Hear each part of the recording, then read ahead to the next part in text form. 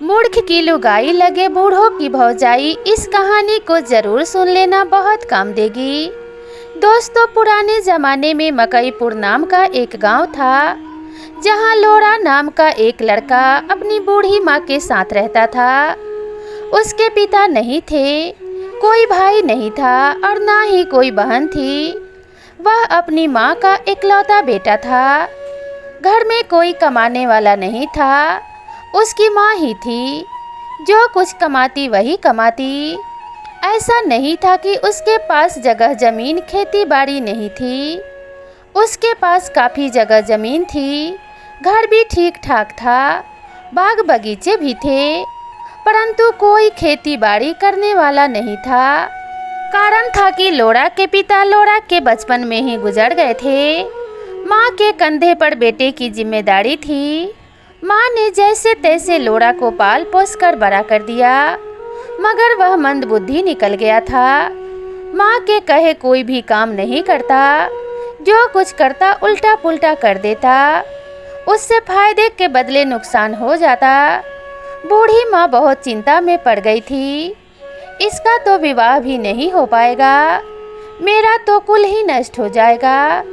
मेरे पास बहुत जगह जमीन, बहुत बड़ा बगीचा, यह सब गांव का चौधरी हड़प लेगा। चौधरी तेलू बाबा बहुत बदमाश आदमी था। वह गांव का अस्थाई सरपंच भी था। तेलू बाबा कोई बहुत बूढ़ा आदमी नहीं था, वह सिर्फ 50 वर्ष का था। बाबा उसकी खानदानी पदवी थी। उसके घर जन्म लेने वाले बच्चे के नाम के बाद अपने आप बाबा लग जाता था। तेलू की नज़र बुढ़िया की जगह जमीन पर लग गई थी। उसने सोच लिया था कि किसी भी हाल में लोरा का विवाह नहीं होने देना है। उसे डर था कि समाज में ऐसे भी लोग रहते हैं जो बेटी का विवाह करते वक्त लड़के पर विशेष ध्यान नहीं देते कि चतुर है या मंदबुद्धि, चंचल है या आलसी, मांसाहारी है या शाकाहारी, नशेड़ी है या बिना नशे वाला। वह तो बस यही ध्यान देते हैं कि लड़के का घर कितना बड़ा है, जगह जमीन कितनी है, बाग बगीचा है या नहीं, पशुधन है या नहीं, परिवार में इकलौता तो है ना, अकेला होने से बेटी डायरेक्ट मालकिन बन जाएगी। वैसे भी समाज में विवाहित लड़के की हालत उस बेवकूफ़ शेख की तरह हो जाती है जो अपने नौकर की नौकरी करना स्वेच्छा से स्वीकार कर लेता है और नौकर शेख बनकर बैठ जाता है। यही सब बात तेलू बाबा सोचता। बुढ़िया भी जानती थी कि मेरे बेटे के विवाह का मार्ग का कांटा तेलू बाबा है। वह कभी नहीं चाहेगा कि मेरे बेटे का विवाह हो। किसी भले चंगे के विवाह में भी बाधा बनना तेलुआ की खानदानी पेशा है। उसके बाप दादा भी तो यही करते आए हैं। बुढ़िया ने सोचा कि मेरे बेटे का विवाह सिर्फ एक ही आदमी करा सकता है और वह है नथुनी नाऊ। नथुनी की माँ मेरे गांव की थी और मेरी प्रिय सहेली थी। मेरे साथ ही वह इसी गांव में ब्याही गई थी, मगर नथुनी के जन्म के बाद ही वह भगवान को प्यारी हो गई थी। नथुनी मुझे माँ की तरह ही मानता है। जब मिलता है तो मौसी कहना नहीं भूलता। बहुत अपनेपन से मौसी कहता है। बचपन में जब कभी उदास होता था तो मेरे पास ही आ जाता था। कई कई दिन तक मेरे घर में ही रह लेता था। अब बड़ा हो गया है, बीवी बच्चों की जिम्मेदारी आ गई है तो कम ही आता है, मगर मुझे भूला नहीं है। बुढ़िया ने एक दिन नथुनी को बुलवाया और बोली, बेटा तुम अपनी मौसी को तो भूल ही गए हो, भूले से भी इधर नहीं आते। तुम्हारा भूलना भी ठीक ही है, मौसी को कौन भूलता है। नथुनी बोला, मौसी तुम यह क्या कह रही हो, मैं तुम्हें कभी भूल सकता हूँ क्या। अरे क्या करूँ, घर में तुम्हारी बहू है जो चैन से बैठने नहीं देती। मेरे दिन तो नून तेल लकड़ी जुटाने में ही गुजर जाते हैं। अब वह बचपन के दिन कहाँ रहे। भूल गया राग रंग, भूल गई चौकड़ी, 3 चीज नहीं भूला, नून तेल लकड़ी। मगर मौसी तुम मेरे ख्यालों में हमेशा रहती हो। तेरे सिवा दूसरा कौन है मेरा जो माँ माँ की तरह प्यार दे सके। अब बताओ कि मुझे याद क्यों किया। तब बुढ़िया ने बताया कि बेटा तू तो जानता है कि लोढ़ा सचमुच लोढ़ा है। मेरे पास इतनी सारी जगह जमीन होते हुए भी उसका विवाह नहीं होने वाला। कोई विवाह के लिए गलती से आ भी गया तो तेलू मेरे घर की तरफ नजर गड़ाए रहता है। उससे भी बढ़ चढ़कर उसका चमचा झिंगुर है, जो घूम घूम कर दिन में पूरे गांव की खबर लेता है। किसी का बुरा होता है तो दोनों खुश हो लेते हैं। खाते वक्त दो को ज़्यादा खा लेते हैं, मगर किसी का भला हो रहा होता है तो इनकी तो नानी मर जाती है। उस दिन को उनके गले से नीचे निवाला नहीं उतरता। अब तुम ही एक सहारा हो। तुम सबसे चतुर चालाक भी हो। तुम कई गांवों में आते जाते रहते हो। घर के अंदर तक पहुंच है तुम्हारी। तुम चाहो तो लोढ़ा क्या, ओखल मूसली के भी विवाह करा सकते हो। नथुनी बोला, मौसी, लोढ़ा का विवाह कोई आसान काम नहीं है, मगर तुम मेरी मौसी हो तो इसके लिए मुझे भी जी जान से लगना पड़ेगा। 1-2 हफ्ते के लिए घर में भोजन सामग्री जुटा लेता हूँ तो काम में लग जाता हूँ। बुढ़िया बोली, बेटा मैं तुम्हें खुद ही 1 महीने का भोजन का बंदोबस्त कर देती हूँ। मेरे पास चांदी के पुराने सिक्के हैं, 30 सिक्के अभी दे देती हूँ। विवाह के बाद इतना दे दूंगी कि तू जिंदगी भर मौसी को याद रखेगा। नथुनी अपने घर लौट गया तथा गोपनीय तरीके से लोढ़ा के विवाह के लिए लग गया। उसका परिचय बहुत दूर तक गांवों तक था। एक था चिरप, जहां एक वृद्ध दंपति अपनी एक विधवा पुत्री के साथ रहा करते थे। उनकी पुत्री का गौना होने से पहले वह विधवा हो गई थी। अब विधवा से दूसरा विवाह कौन करे। पुराने जमाने में विधवा का जीवन नरक के समान हो जाता था। वह किसी भी खुशी में शरीक नहीं हो सकती थी, पर्व त्योहार नहीं मना सकती थी, वह खुलकर हंस भी नहीं सकती थी। उससे घर के काम तो लोग हाथ तोड़ कर करा लेते, मगर उसके बाद ताने देना नहीं भूलते कि पति को खा गई है। नथुनी उस लड़की को जानता था। वह सुंदर होने के साथ साथ बहुत चतुर भी थी, मगर किस्मत ने इसके साथ बहुत क्रूर खेल खेला है। तो हम भी ठान लेते हैं कि इसकी किस्मत बदल कर रहेंगे। हम इसका विवाह लोढ़ा से करा देते हैं। मौसी से नहीं बताएंगे कि लड़की विधवा है, वरना वह तैयार ही नहीं होएगी। अब समस्या है कि लड़की के माता पिता को तैयार करना। वह भी समाज के दबाव में विधवा बेटी का विवाह नहीं करना चाहेंगे। हमारा समाज स्त्रियों के प्रति कितना क्रूर है। जब विवाह करना हो तो उसकी जात देखता है, गोत्र देखता है, उसका खानदान देखता है, लड़की का चरित्र देखता है, कैसी है, कहीं विधवा विग्रह तो नहीं है।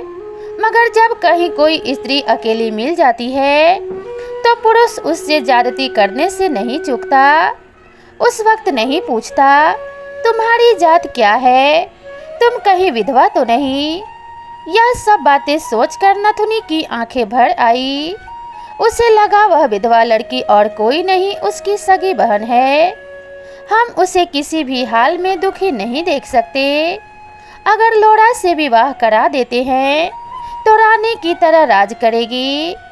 मौसी की 100 बीघा जमीन और 10 बीघा में बगीचा कम नहीं होते हैं, और एक दुखियारी लड़की का विवाह करा देना एक यज्ञ कराने से कम नहीं होता। नथुनी पहुंच गया लड़की के माँ बाप के पास और लड़की के विवाह का प्रस्ताव रखा कि मैं इस लड़की का विवाह अच्छे घर में करा देता हूँ। यह सुन माँ बाप पहले तो बहुत खुश हुए, परंतु अगले ही पल उदास हो गए। बोले, बेटा यह नहीं हो सकता।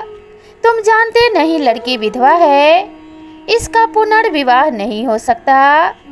अगर हमने लड़की का विवाह कर दिया तो मुझे गांव के लोग जीने नहीं देंगे। नथुनी कोई मूर्ख नहीं था, वह सब नियम कानून जानता था। वह बूढ़े से बोला, काका आप बिल्कुल भोले हो। अरे समाज के डर से बेटी का गला घोंट दोगे। मैं तुम्हें कहाँ कह रहा हूँ कि ढोल नगाड़ा बजाकर बेटी का विवाह करो। तुम चुपचाप बेटी को विदा कर देना और कोई लड़की के विषय में पूछे तो बोल देना, जिसकी बहू थी वह ले गए। मैं दूसरे की बहू को अपने पास कैसे रख सकता था? 1-2 दिन ही कोई पूछेगा। सभी को पता है कि बहू को भी यदि उसके सास ससुर चाहे तो अपने पास अपनी सेवा के लिए रख सकते हैं। तुम्हें कोई कुछ नहीं कहेगा। तुम्हें अपने बेटी के भलाई के लिए एक छोटा सा झूठ बोलना ही पड़ेगा। लड़की के माता पिता को भी लगा कि नथुनी ठीक कह रहा है। हम आखिर कितने दिन बेटी को इस तरह साथ रख सकते हैं? कल को नहीं रहे तो बेटी का क्या होगा? हम जीते जी ही बेटी का उद्धार कर देते हैं। वह नथुनी से बोले, बेटा हम तैयार हैं, परंतु तुम भी बहुत गोपनीय ढंग से इसका विवाह कराना, किसी को कानों कान खबर ना लगे। नथुनी बोला, काका तुम चिंता मत करो, सब बातें मुझ पर छोड़ दो। अरे आपकी बेटी भी मेरी कुछ लगती है, यह मेरी छोटी बहन है। मैं भला बहन को संकट में कैसे डाल सकता हूँ? बूढ़ा बूढ़ी से इजाज़त ले नथुनी मौसी के पास लौट आया और बताया कि मौसी हमने लोड़ा के लिए लड़की देख ली है, तुम विवाह के लिए तैयार हो जाओ। बुढ़िया को तो खुशी का ठिकाना ना रहा। बोली, बेटा नथुनी तुम एक काम कर दे, बेटे के विवाह के लिए ढोल नगाड़ा वाले को तय कर। शुभ काम में मंगल गीत और गाने वाने बजने ही चाहिए। नथुनी बोला, मौसी तू इतना खुश मत हो, तू नहीं जानती लोड़ा का विवाह आसान नहीं है। तेलू और झिरंगू जान गए तो लोड़ा का विवाह कभी नहीं हो पाएगा। मैं तुम्हारे लिए बहू ला दूंगा, तुम फिर अपने घर में रोज मंगल करती रहना, तुम्हें कौन रोक पाएगा। बहू एक बार लोड़ा की पत्नी बन गई तो बन गई, कोई कुछ नहीं बिगाड़ लेगा। परंतु विवाह से पहले मैं जो कहता हूँ उसी तरह कर। बुढ़िया बोली, बेटा तू चतुर चालाक है, जैसा उचित समझ वही कर। नथुनी बोला, मौसी लोड़ा ही बहू को लाने हमारे साथ जाएगा, मगर ध्यान रहे यह वहाँ भी लोड़ा गिरी ना दिखा दे। उल्टा सीधा कुछ कर दिया तो फिर विवाह से वंचित रह जाएगा। वहाँ इसे मौन रहना है, बाकी मैं सब संभाल लूँगा। नथुनी दूसरे दिन ही लोड़ा को लेकर चल पड़ा। नथुनी ने समझाया कि तुम अपना गधे जैसा मुंह बंद रखना, जरा सी बात पर हेको मत करने लगना, वरना तुम्हें पत्नी तो मिलेगी नहीं, ऊपर से जूते पड़ जाएंगे। नथुनी लोड़ा को समझाता हुआ लेकर जा रहा था। लोड़ा उतना भी बड़ा बेवकूफ़ नहीं था, बस मुंडी था, जो मन में आए वही करता था, किसी की कुछ नहीं सुनता था। मगर जब विवाह की बात थी तो उसके समझ में आ गया था कि जरा सी गलती उसे कुंवारा ही रख सकती है। शादी का लड्डू कौन नहीं खाना चाहता। तो वह नथुनी की एक बात वफादार नौकर की तरह मान रहा था। दोनों पहुंच गए उस लड़की के घर। जब पहुंचे तो काफ़ी रात हो चुकी थी। लड़की और उसके माता पिता ने पहले से अच्छा भोजन बनाकर तैयार रखे थे। पहुंचते ही खूब सेवा सत्कार किया।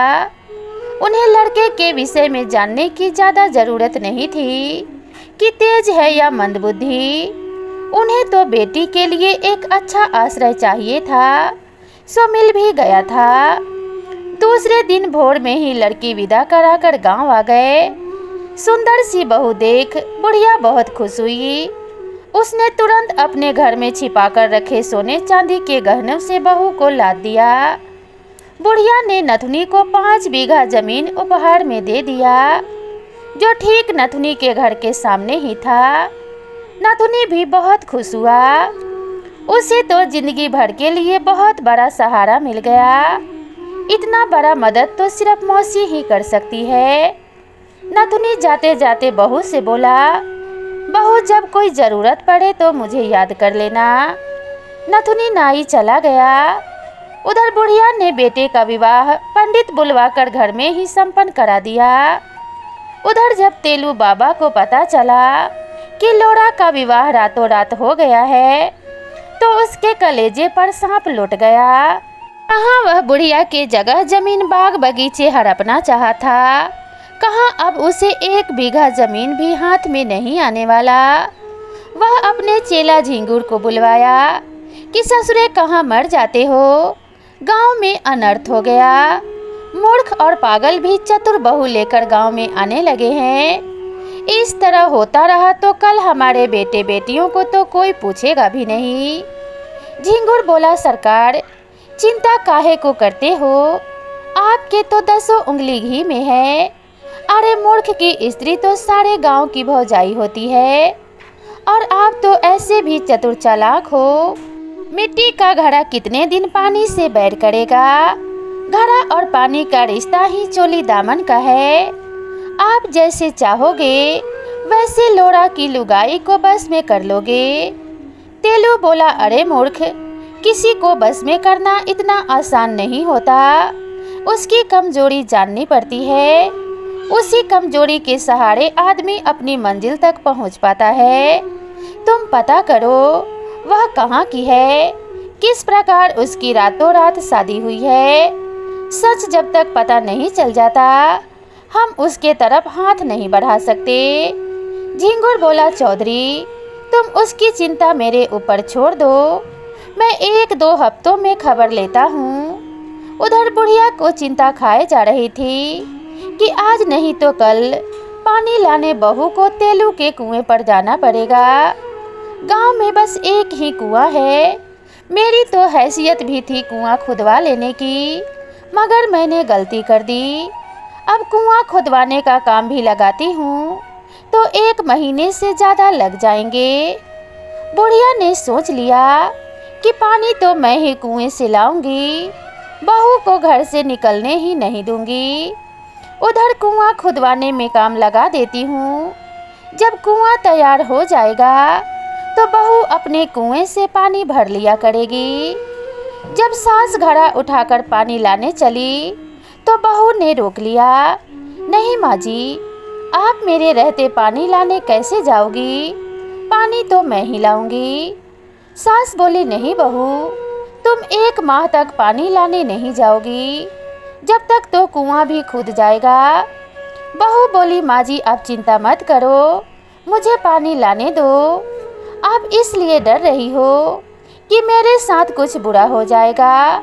मेरा कुछ भी बुरा नहीं होगा, मैं हर परिस्थिति से निपट सकती हूँ, मुझ पर भरोसा रखो। वह घड़ा उठाई और पानी को चली गई। कुएं पर पहले से ही चौधरी आंख गड़ाए बैठा था। वह उसे देखते ही बोला, आओ भाभी आओ, तुम्हारे स्वागत है हमारे कुएं पर। कहो तो पानी मैं खुद खींच कर भर देता हूँ। बहू घूंघट में थी, उससे कुछ नहीं बोली, मगर घूंघट में से ही देख लेती थी कि यह आदमी मेरे पिता के उम्र के बराबर है। उसकी भाभी तो मैं कहीं से भी नहीं लग सकती। स्पष्ट है कि बदमाश है। माँ जी इसीलिए मुझे पानी लाने से मना कर रही थी, परंतु कितना दिन छिपकर घर में बैठी रहूंगी। ऐसे बदमाशों को सबक सिखाना ही पड़ेगा। वह वहाँ कुछ नहीं बोली, चुपचाप घर लौट आई। उसने यह बात सासू माँ से भी नहीं बताया, मगर उसके अंदर एक चिंगारी सुलग चुकी थी। वह अंदर ही अंदर जल रही थी। उधर झिंगुर यह पता लगाने के फिराक में था कि कैसे भी पता चल जाए कि स्त्री कहाँ की है और कैसे यहाँ तक पहुँच गई। उसके विवाह में अगुवाई किसने किया है, उसकी शंका की सुई नथुनी पर भी थी कि नाई है, शायद वही कोई जुगाड़ लगाया है। नथुनी से पूछा कि क्या तुम लोड़ा के विवाह के विषय में कुछ जानते हो। चतुर नाई बोला, नहीं मालिक, मुझे तो इस बारे में कोई खबर भी नहीं है, मुझे तो आपके मुख से पता चला है। उधर 3 दिन बाद ही झिंगुर पता लगाकर आ गया कि यह लड़की एक विधवा है, मगर इसके विवाह का राज खुद उसकी सास को भी पता नहीं है। बस क्या था, झिंगुर और तेलू को उसे ब्लैकमेल करने का बहुत सुनहरा मौका मिल गया, मगर अकेले में मिलने का मौका ही नहीं मिल रहा था। मगर एक दिन मौका मिल ही गया। वह रोज तो कई पड़ोस की स्त्रियों के साथ आती जाती थी, परंतु आज वह तालाब से स्नान करके अकेले लौट रही थी। अब तेलू के लिए ऐसा सुनहरा मौका मिलने वाला नहीं था। वह तुरंत उसके पास गया और बोला, कहो भाभी कैसी हो। बहू भी उसी की भाषा में जवाब दी कि ठीक हूँ देवर जी, आप अपना कहिए। इतना सुन तेलू का रोम रोम हिल गया। उसे लगा मैं झूठे ही घबरा रहा था, यह तो मेरे बिल्कुल अनुकूल है। तो वह बोला, भाभी तुम 100 चूहे खाकर हज को चली हो। बहू बोली, आपके बात का क्या मतलब। तेलू बोला, तुम खुद जानती हो कि तुम एक विधवा हो और यह बात तुम्हारी सास नहीं जानती। बेचारी काकी धार्मिक प्रवृत्ति की है, जान गई तो चूल पकड़कर घर से बाहर कर देगी। बहू डर गई कि सचमुच मैं मुश्किल में फंस सकती हूँ। तो वह बोली, तुम असली जगह पर आओ, बोलो मुझसे क्या चाहते हो। तेलू बोला, ज़्यादा कुछ नहीं, बस कभी कभार मेरी भी सेवा कर दिया करो। बहू बोली, बस इतनी सी बात। अरे आज रात में ही सेवा कर देती हूँ, तुम आधी रात में मेरे गौशाला में आ जाना। हाँ, इस बात की खबर किसी से मत करना, वरना मेरी बदनामी हो जाएगी। तेलू इतना खुश हुआ कि उतनी खुशी उसे अपनी नई नवेली पत्नी के आने पर भी नहीं हुई थी। जमाने गुजर गए, मगर ऐसे बोल उसे कभी सुनने को नहीं मिले थे। उसे तो अब एक एक पल बिताना एक एक वर्ष के बराबर लग रहा था। बड़ी मुश्किल से दिन बिताया। उधर बहू उसे आसरा तो दे दी, मगर उससे किस तरह निपटना है उस पर विचार करने लगी।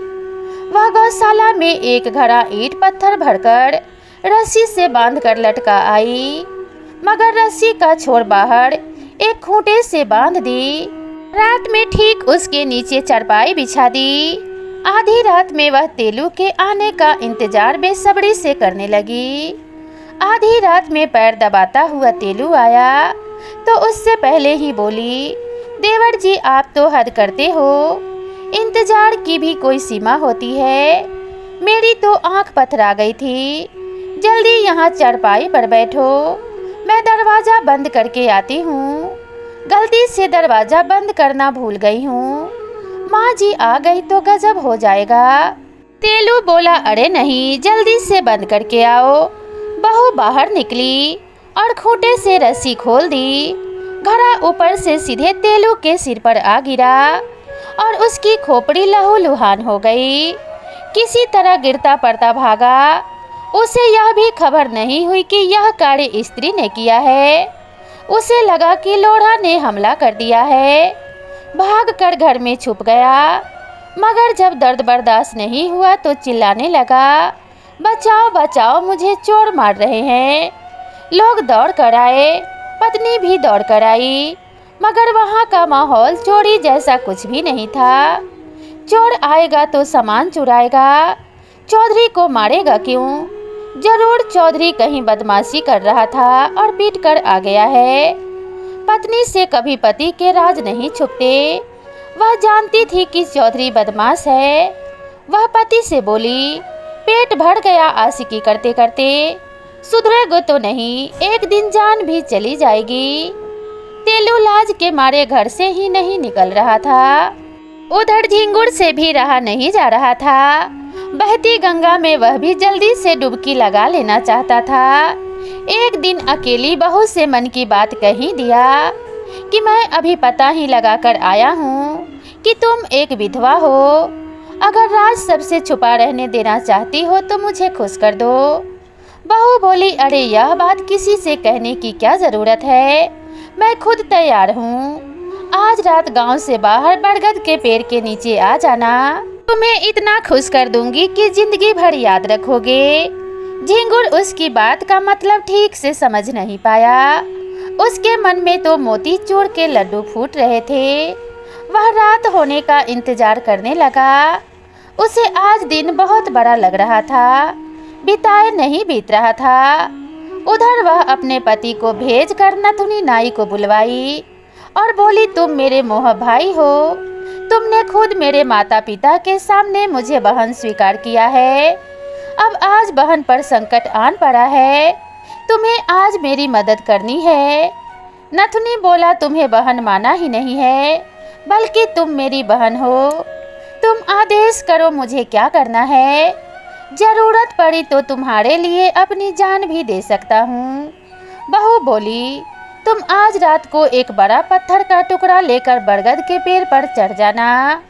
आधी रात के आसपास झिंगुर पेड़ के पास आएगा, तुम्हें निशाना लगाकर पत्थर उसके सिर पर गिरा देना है। जाहिर है ऐसा करने से उसका सिर फूट जाएगा, मगर उसकी चिंता तुम मत करना, क्योंकि जब तक उसके सिर से गंदा खून बाहर नहीं आएगा तब तक मेरे विषय में उल्टा सोचता ही रहेगा। मगर एक बार खून बाहर आ गया तो वह सुधर जाएगा। सुबह में एक काम और कर दो, एक अफवाह फैला दो कि लोड़ा के पत्नी के सिर पर एक जिन सवार है, जो भी उसका बुरा सोचता है जिन उसका सिर फोड़ देता है। 2 बार ऐसा किया है, मगर तीसरी बार जिन किसी को माफ नहीं करते हैं, कुनबा का कुनबा साफ कर देते हैं। नथुनी ने ठीक वही किया जो बहू ने बताया था। आधी रात में वह बरगद पर चढ़कर बैठ गया। झिंगुर काम से पीड़ित हो उस पेड़ के पास गया तो उसने निशाना लगा पत्थर गिरा दिया। झिंगुर वहां से जान बचाकर भागा। पत्थर लगने से खोपड़ी लहूलुहान हो चुकी थी।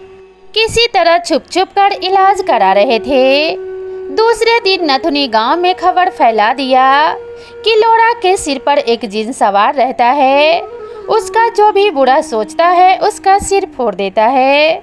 2 बार ऐसा कर चुका है, मगर जिन का नियम है कि 2 बार ही माफ करता है, उसके बाद तो कुनबा का कुनबा साफ कर देता है। सुबह में जब यह बात तेलू की पत्नी सुनी तो वह समझ गई चौधरी और झिंगुर उसके साथ गलत सोच रखते हैं, इसलिए जिन ने सिर फोड़ दिया है। अब इन बदमाशों के साथ हमें नहीं मरना, इसलिए इन्हें घर में बंद करके रखो। दोनों की पत्नियों ने अपने अपने पतियों को घर में कैद कर लिया था। गांव में जिसने भी सुना कि लोड़ा के पत्नी के ऊपर जिन है तो उन्हें अपनी सही रिश्ते की याद आ गई। बीबी चाहे बुड़बक की हो या चालाक की, वह पूरे गांव की भाभी नहीं होती, बल्कि रिश्ते में जो लगती है वही होती है। लोड़ा की पत्नी के तरफ फिर किसी ने आंख उठाकर भी नहीं देखा।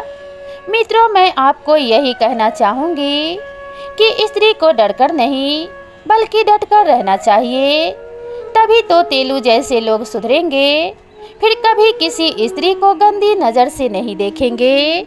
मित्रों, अगर आपको हमारी यह कहानी अच्छी लगी हो तो वीडियो को एक लाइक ज़रूर करें, और अगर आप मेरे चैनल पे नए हैं तो चैनल को सब्सक्राइब करना ना भूलें। तो दोस्तों, मिलते हैं इसी तरह की नई और ज्ञानवर्धक कहानी के साथ। तब तक के लिए नमस्कार।